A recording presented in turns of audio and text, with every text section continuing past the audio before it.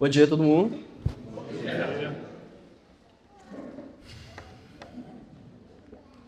Nossa, parece que eu fiz alguma coisa tão bom, tão maravilhoso, que agora Deus está aí em dívida e Ele precisa me pagar com a bondade dele.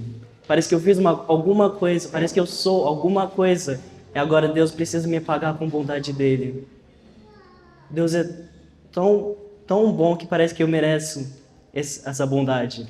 Até parece que eu fiz alguma coisa, mas eu fiz absolutamente nada. Eu sou absolutamente nada. Sem Deus, eu sou nada. E Deus é muito bom, muito, muito bom. Então, eu sou Arthur, eu nasci na Inglaterra, os meus pais são daqui, são brasileiros, e a gente conversa português em casa, então eu consigo falar português, mas deve ter alguma palavra ou outra que eu não vou conseguir é, expressar, porque eu escrevi tudo aqui em inglês, e eu preguei em inglês lá na minha igreja, lá na Inglaterra, então... Então, pode ser que tenha alguns momentos que eu não sei o que eu vou falar e daí eu vou perguntar, né, para ajudar. Mas hoje eu quero falar a respeito de identidade, de quem nós somos em Deus. Na minha geração, na Inglaterra, especialmente na minha escola, onde eu estou estudando, tá tendo um crise de identidade e tem um espírito de que as pessoas estão sentindo derrotadas, é isso? E tem uma falta de vitória e tem tantas pessoas que chegam na minha escola, começam a estudar nessa escola e sentem que não tem para que viver a vida, não tem, eu tô indo tão mal, tá tudo contra mim, para que eu vou tentar? Para que eu vou fazer? Para que eu vou estudar? Para que eu vou me esforçar? Porque não tem para quê. E tem esse espírito. E é um peso no meu coração. E eu queria muito falar de identidade porque é muito, muito importante saber quem você é, quem Deus é, para você poder viver do jeito que Deus quer que você vive. Me dá um minutinho aqui.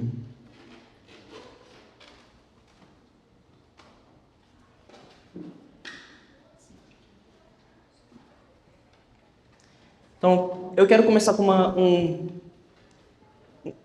questão bem simples. Qual é o significado da vida? Para que a gente vive? É para glorificar Deus. Tem mais nada. A gente foi criado para glorificar Deus. É só isso. Não para se glorificar, nada disso. Para glorificar Deus. Por quê? Porque nós somos seres criados. E Deus é criador. Existe um Deus e eu não sou esse Deus. Tem um Deus e Ele tem poder, eu não tenho poder. E esse Deus merece toda a glória, todo o poder, porque Ele é Deus.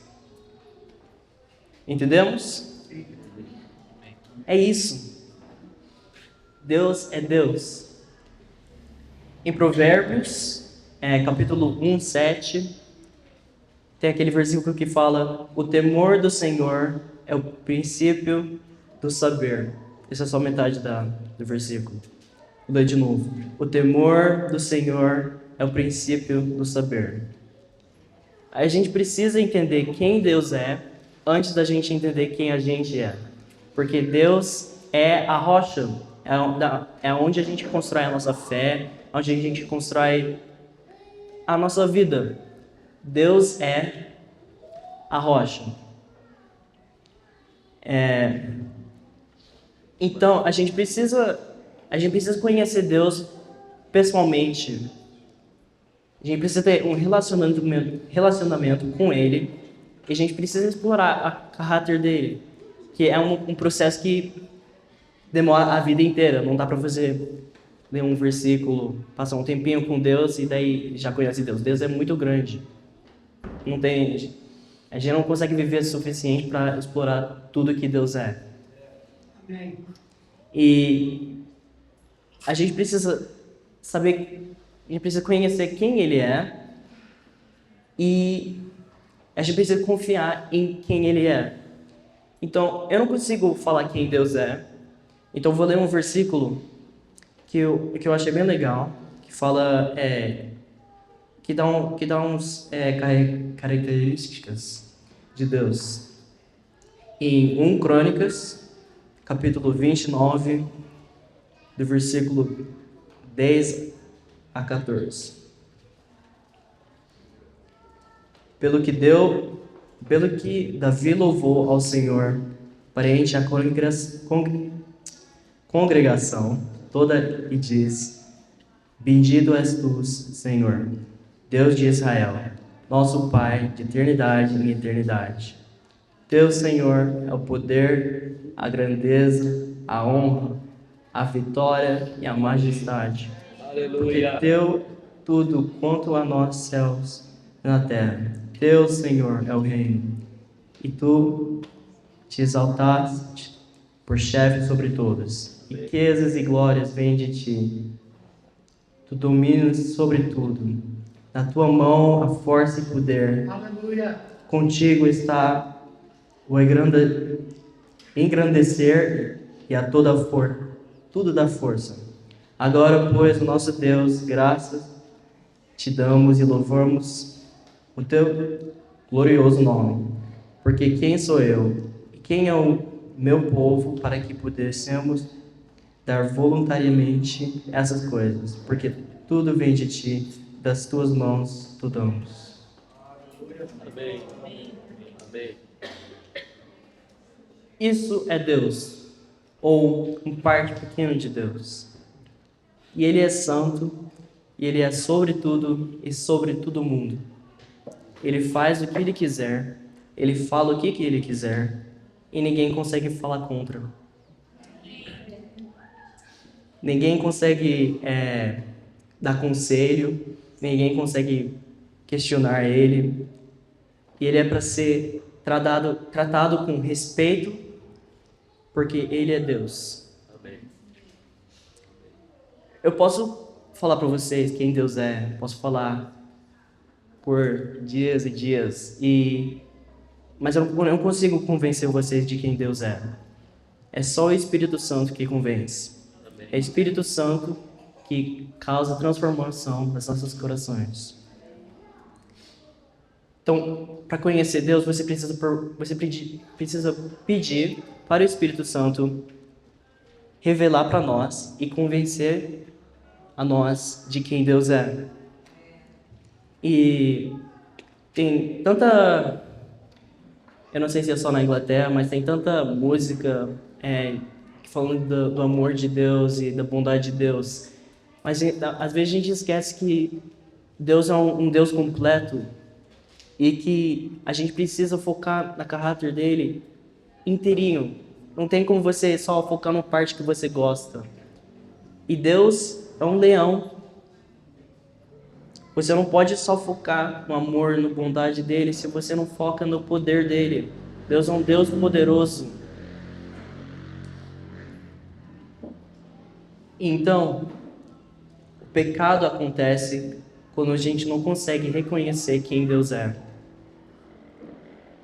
Em Gênesis, o primeiro pecado foi causado pela crise de identidade. A Eva achou que ela não precisava de Deus.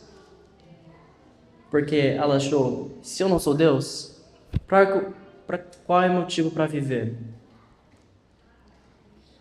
E preciso lembrar que não tinha para que a Eva ser Deus. Ela tinha tudo que ela precisava.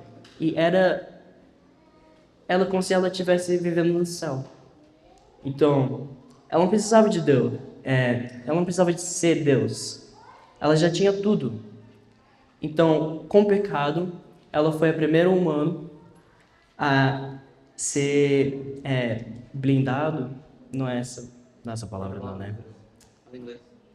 Blinded. Blindado é bulletproof. Isso. Ela foi a primeira humana para ser cega. E ela foi cega porque ela não conseguia ver os bênçãos de Deus e ela não conseguia ver quem Deus era. Ela não acreditava que ele era suficiente e ela não acreditava que ele estava no controle. E a Eva queria controle. Então, depois da Eva,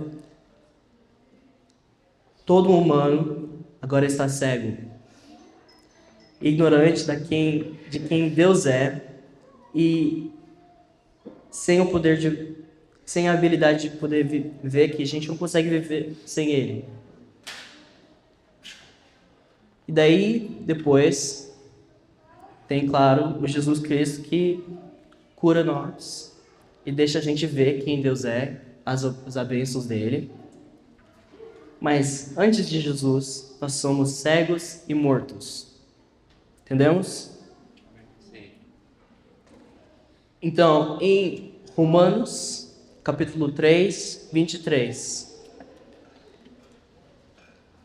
Pois todos pecam e carecem da glória de Deus. Então, no versículo, no texto original, a glória de Deus é descrevido como uma presença que salva. Essa palavra salva, por que a presença de Deus salva a gente? Por que a gente precisa estar na presença de Deus para ser salvo? Então a gente sabe que pecado, se você peca, você merece ser morto, né? Mesmo se for só um pecado, você é morto. Porque Deus é perfeito e santo. Não pode ter escuridão da luz dele. Do mesmo jeito que óleo e água não misturam. Certo? E Deus não só escolheu morte para ser penalty. O que é penalty? Penalidade. Não escolheu para ser a penalidade só porque ele quis. Você só acha vida na presença de Deus. Então, se você pecar, você é expulso da presença de Deus. E se você está fora da presença de Deus, você está morto, porque não tem vida fora da presença de Deus. Deus é igual um tigre. Tigres não gostam de conviver com outros tigres. Eles simplesmente não podem. Eles precisam ter o seu próprio território e precisam viver longe dos outros tigres. Em Êxodo, é isso? Êxodo 34, capítulo 34, em versículo 14. Porque não adorarás outro Deus, pois o nome do Senhor é zeloso. Sim, Deus zeloso é Ele. Ele não divide espaço com o pecado. Ele não divide pecado.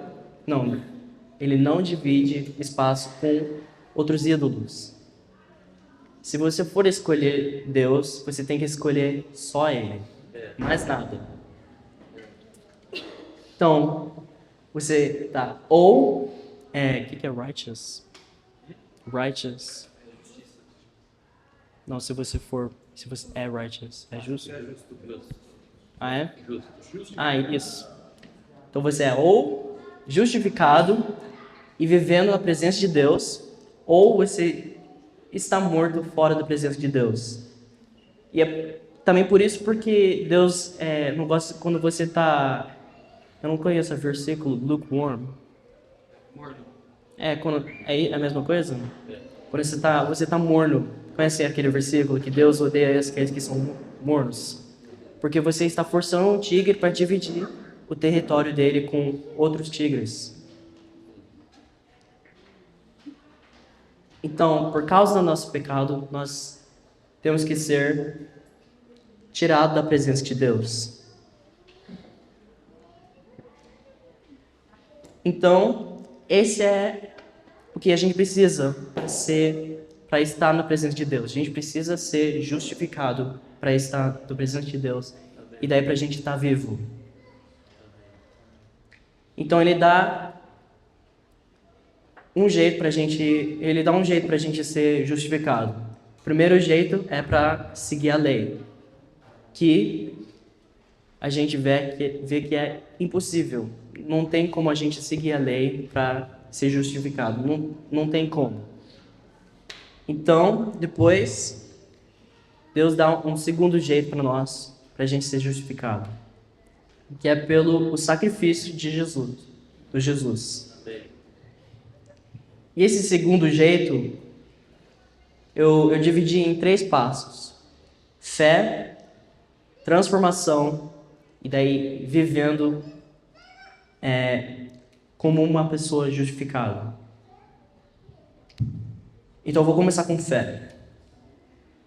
A palavra acreditar em inglês às vezes é uma palavra muito fraca, e a palavra grega original de crer, de acreditar, é de colocar a sua fé, de construir a sua fé em Deus. Lembra da rocha que eu falei? É colocar a sua fé na rocha e acreditar em quem Deus é. Então, sendo justificado começa com você colocando a tua esperança em Deus, em Jesus e o que Jesus fez. E fé é você falando, é você rendendo a Deus. Isso que fé é você rendendo a Deus, porque você está falando: eu não consigo seguir a lei, eu não consigo ser bom, não consigo me justificar, e eu preciso de Deus. Eu sou cego e eu não consigo ver aonde eu estou indo. E nem a fé vem de nós, então é completamente Deus. Em Efésios, capítulo 2, versículo 8, porque pela graça sois salvos, mediante a fé, e isto não vem de vós, é dom de Deus. Fé em Deus é uma coisa que demora a vida inteira colocando fé em Deus. Você não tem um momento que você coloca fé em Deus e acabou. É uma coisa que demora a vida inteira. É como se fosse Deus te desse uma cadeira. Ele construiu uma cadeira, um sofá muito gostoso. Ele construiu tudo.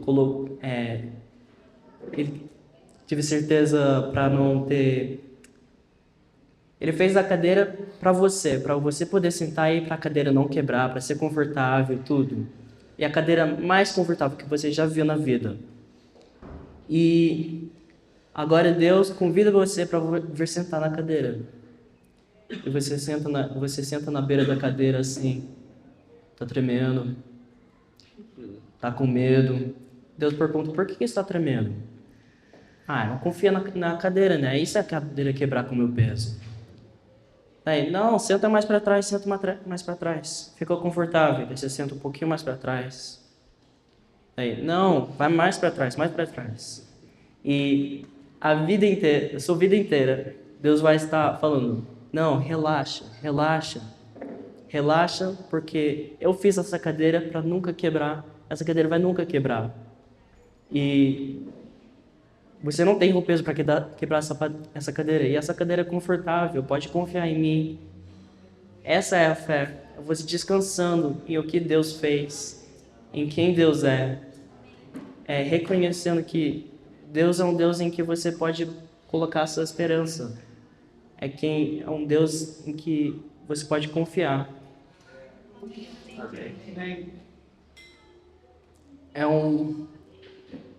Demora a vida inteira porque você está rendendo partes da sua vida. E a sua vida vai mudando, vai crescendo, né? Então tem mais parte para você render a Deus. E é dando controle total para Ele. Então, depois que você coloca fé, o Espírito Santo vem e transforma você. E em Romanos, Paulo descreve isso como como que é? Circuncisão, isso. E quando eu falo circuncisão, eu estou referindo ao capítulo 2 do Romanos, versículo 29, onde Paulo fala que é uma circuncisão do coração. Seu coração que é mudado, que é transformado. Aqui o versículo. Porém, o judeu é aquele que é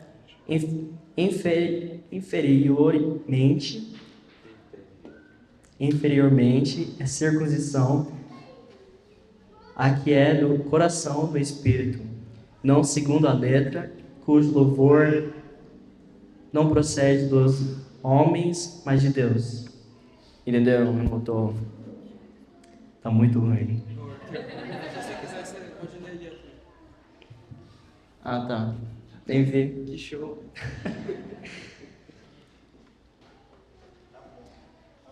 Circuncisão é o que Permite. é o que sim, permite. Circuncisão é o que permite a gente a viver como uma pessoa justificada. É a transformação que permite a gente viver como uma pessoa circuncidada. Não, uma pessoa justificada. E você precisa ser transformado porque como que uma pessoa morta pode viver sem ser ressuscitada? Não tem como você, uma pessoa que ainda não foi justificado, viver como uma pessoa justificada. Uns versículos antes, ainda em capítulo 2, em versículo 25, porque a circuncisão tem valor se praticares a lei. Lembra daquele versículo que o Jesus está falando de se você me ama, me obedece. Isso, guarda os meus mandamentos. É isso, circuncisão não tem valor se você praticar a lei. Não é você praticar a lei para você poder chegar no céu. É para você mostrar seu amor para Deus, né? E continuando aqui no versículo. E esse, porém, transgressor da lei, a tua circuncisão já se tornou incircuncisão.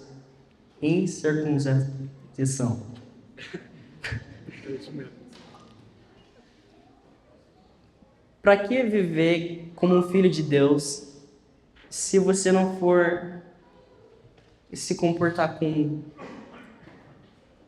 Deus transforma você em uma pessoa justificada para você poder viver como uma pessoa justificada, certo? Não tem para que você viver como uma pessoa viva se você está morto. E daí o último passo é você viver como uma pessoa justificada, que é a parte mais fácil, né? Agora, voltando para o capítulo 1 do Romanos, versículo 6. De cujo número sois também vós, chamado para seres de Deus Cristo. Então, agora nós fomos transformados, e agora a gente pertence a Deus, é certo? Isso? Antes de Jesus, a gente pertence a ídolos ou outros mestres. Porque nós somos seres criados por Deus, né? E todo ser precisa de vida, que só encontra em Deus, né? Então, quando a gente está sem vida, a gente está sempre procurando alguma coisa, alguma fonte que nos dá vida. E o pecado nos deixa cego. Então a gente não consegue ver que Deus é o único fonte de vida. A gente não consegue ver. Então a gente vai procurando vida onde Deus não está.